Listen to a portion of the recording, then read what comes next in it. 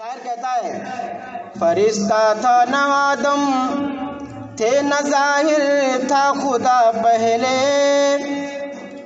فرشتہ تھا نہ آدم تھے نہ ظاہر تھا خدا پہلے، فرشتہ تھا نہ آدم تھے نہ ظاہر تھا خدا پہلے، بنے ساری خدائی سے محمد مصطفیٰ پہلے، بنے ساری خدائی سے محمد مصطفیٰ پہلے۔ تو سب سے پہلے ہمارے آقا دنیا میں تشریف لے کر کے آئے، سب سے اول ہے میرے آقا علیہ الصلوۃ والسلام۔ سب سے پہلے ہمارے سرکار دنیا میں تشریف لے کر کے آئے۔ حضرت جابر نے آقا کی بارگاہ میں عرض کیا، یا رسول اللہ ہمیں یہ بتا دیجئے کہ سب سے پہلے اللہ نے دنیا میں کس چیز کو پیدا فرمایا؟ یہ حضرت جابر نے آقا کی بارگاہ میں عرض کیا تو میرے آقا علیہ الصلوۃ والسلام نے فرمایا خلق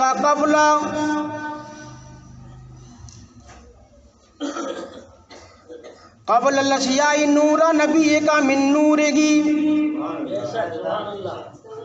میرے آقا نے فرمایا اے جابر سب سے پہلے اللہ تعالیٰ نے اپنے نور سے تیرے نبی کے نور کو پیدا فرمایا۔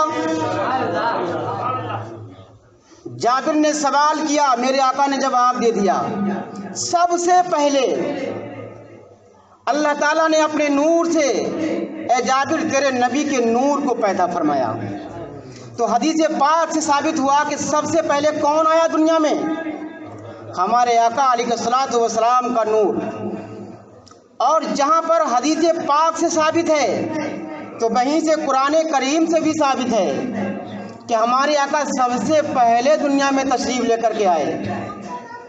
قرآن کریم کا فرمان ہے قد جاءکم من اللہ نور وکتاب مبین۔ سبحان اللہ بولو، اور بلند آواز سے بولو سبحان اللہ۔ بہت سی حدیثوں سے ثابت ہے کہ ہمارے آقا سب سے پہلے دنیا میں تشریف لے کر کے آئے۔ میرے سرکار فرماتے ہیں اول ما خلق اللہ نوری، سب سے پہلے اللہ تعالیٰ نے میرے نور کو پیدا فرمایا۔ تو حدیث پاک سے ثابت ہوا کہ سب سے پہلے ہمارے آقا دنیا میں تشریف لے کر کے آئے۔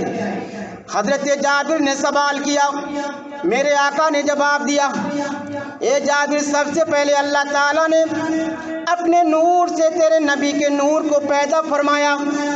اے جابر اس وقت نہ لوح تھی نہ قلم، نہ جنت نہ دوزخ، نہ زمین نہ آسمان، نہ چرند نہ پرند۔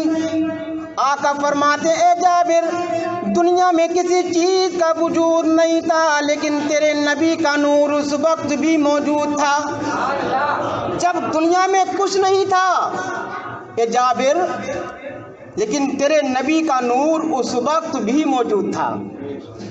ایک مرتبہ میرے آقا علیہ الصلوۃ والسلام نے جبریل امی سے پوچھا اے جبریل یہ بتاؤ تمہاری عمر کتنی ہے؟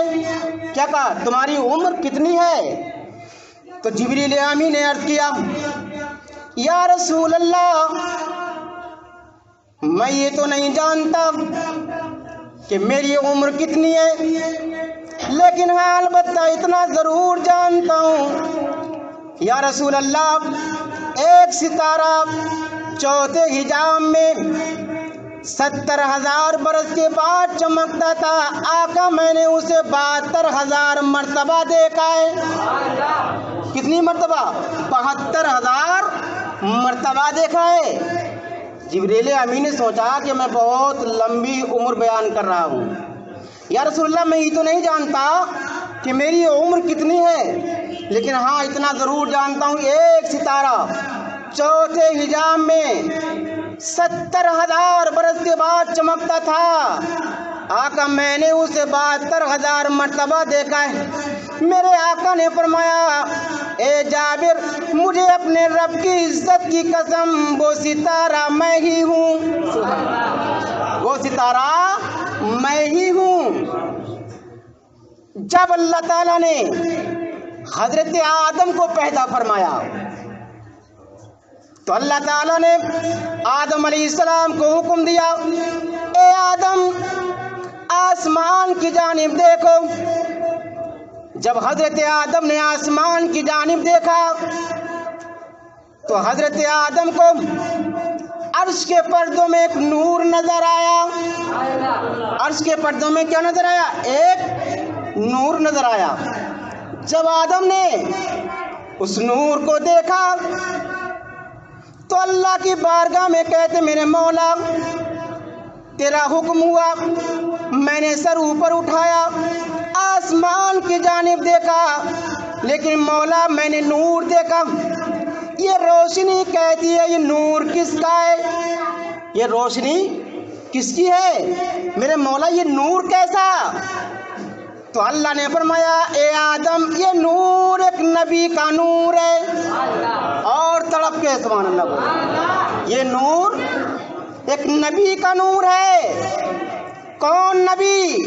मेरे रब ने फरमाया, वो नबी जिसका नाम आसमानों में अहमद और जमीन में मोहम्मद है। सुभान अल्लाह, तड़प के बोलो सुभान अल्लाह। जिसका नाम आसमानों में अहमद और जमीन में मोहम्मद है। रब ने फरमाया, ए आदम, अगर ये नूर ना होता तो मैं तुझे भी पैदा ना करता।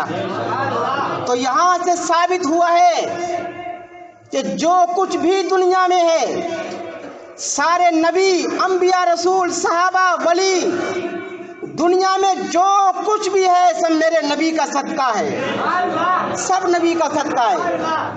हजरत आका करीम अलैहिस्सलातु वस्सलाम सबसे पहले दुनिया में तशरीफ लेकर के आए। अब हजरत जाबिर ने सवाल किया, जवाब मिल गया।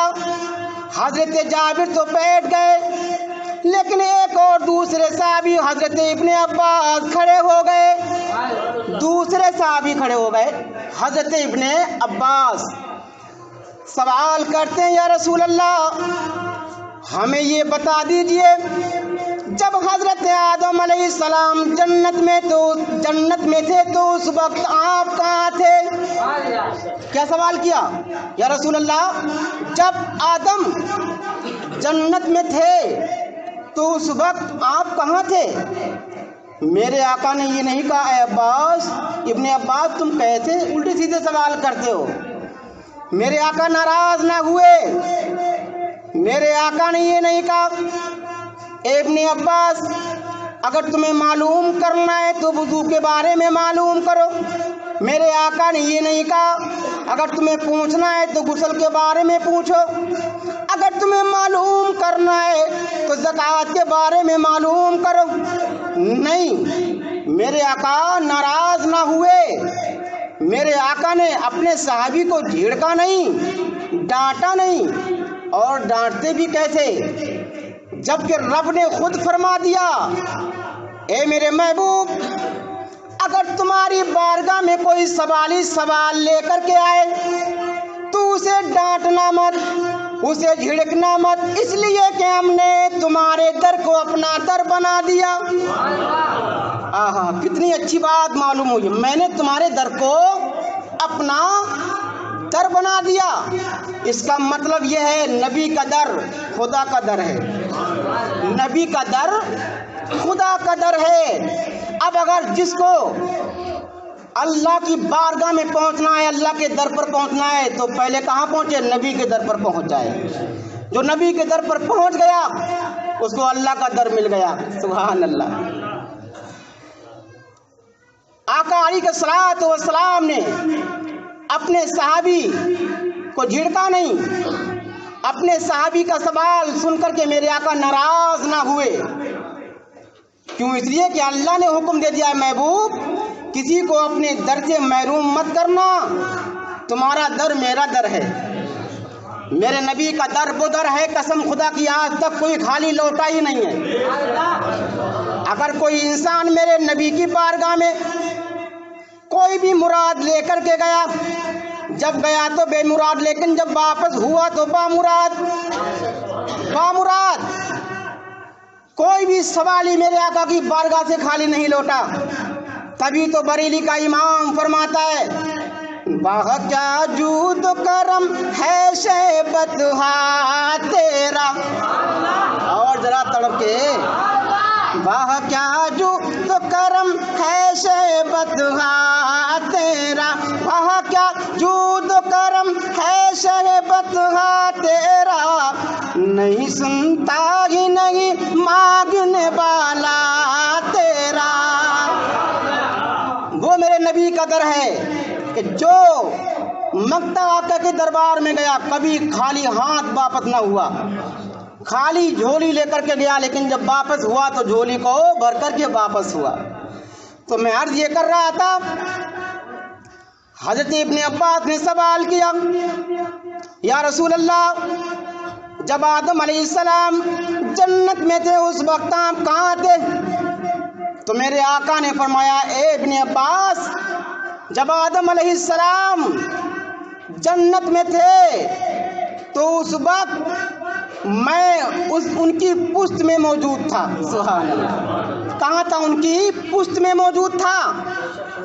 اب پھر حضرت ابن عباس نے سوال کیا یا رسول اللہ جب حضرت آدم علیہ السلام زمین میں تشریف لے کر کے آئے تو اس وقت آپ کہاں تھے؟ اس وقت آپ کہاں تھے؟ تو آقا نے فرمایا اے ابن عباس جب آدم زمین پر آئے تو اس وقت بھی میں ان کی پشت میں موجود تھا۔ پھر حضرت ابن عباس نے سوال کیا یا رسول اللہ جب حضرت نوح علیہ السلام کشتی میں تھے تو اس وقت آپ کہاں تھے؟ تو میرے آقا نے فرمایا اے ابن عباس جب نوح علیہ السلام کشتی میں تھے تو اس وقت بھی میں نوح علیہ السلام کی پشت میں موجود ہو کر کے کشتی میں سوار تھا، میں بھی کشتی میں تھا۔ پھر حضرت ابن عباس نے سوال کیا یا رسول اللہ جب ابراہیم علیہ السلام کو آگ میں ڈالا گیا تو اس وقت آپ کہاں تھے؟ تو میرے آقا نے فرمایا اے ابن عباس جب ابراہیم علیہ السلام کو آگ میں ڈالا گیا تو اس وقت بھی میں ان کی پشت میں موجود تھا، اس وقت بھی میں ان کی پشت میں موجود تھا۔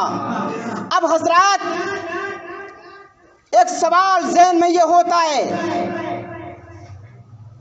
کہ میرے آقا علیہ الصلوۃ والسلام حضرت آدم علیہ السلام سے لے کر کے ابراہیم علیہ السلام تک تمام نبیوں کی پشت میں رہے، لیکن سوال یہ ذہن میں پیدا ہوتا ہے کہ آخر اللہ تعالیٰ نے اپنے نبی کے نور کو تمام نبیوں کی پشتوں میں کیوں رکھا؟ اس کی وجہ کیا ہے؟ تو سنو میرے بھائیوں غور سے توجہ کے ساتھ ایمان تازہ ہو جائے گا۔ اللہ تعالیٰ نے اپنے نبی کے نور کو تمام نبیوں کی پشتوں میں اس لیے رکھا کہ سارے نبیوں کو اپنے درجات بلند کرانا تھے، تڑپ کے سارے نبیوں کو اپنی دعائیں قبول کرانا تھی۔ اللہ تعالیٰ نے اپنے نبی کے نور کو سارے نبیوں کی پشتوں میں اس لیے رکھا کہ اگر کسی میرے نبی کے سامنے کوئی پریشانی آ جائے، کوئی مشکل آ جائے تو پھر وہ میرا نبی میرے محبوب کا وسیلہ دے کر کے اگر مجھ سے دعا کرے گا تو میں اپنے نبی کے نور کے صدقے میں اپنے اس نبی کی پریشانی کو دور کر دوں گا۔ اب حضرات ذرا سوچو دل کی گہرائیوں کے ساتھ میں، جب نبیوں کو میرے آقا کی ضرورت، تو کیا ہمیں آقا کی ضرورت نہیں ہوگی؟ ارے جب نبی کا کام آقا کے بغیر نہیں چل سکتا تو ثابت ہو گیا امتی کا کام بھی بغیر میرے آقا کے نہیں ہو سکتا ہے۔ حضرات، اگر تمہیں کامیاب ہونا ہے، ہمیں اور آپ کو اگر جنت پانا ہے، اپنی زندگی کو کامیاب کرنا ہے، اپنی زندگی کو اچھا بنانا ہے، تو ہمیں چاہیے کہ ہمیں اپنے سینے کو محبت رسول کا مدینہ بنانا ہے۔ اگر تم کامیاب ہونا چاہتے ہو تو مدینے والے آقا کا دامن مضبوطی سے اپنے ہاتھوں میں تھامے رہو، انشاءاللہ تعالی ہر شاعر کہتا ہے، فرشتہ تھا نہ آدم تھے نہ ظاہر تھا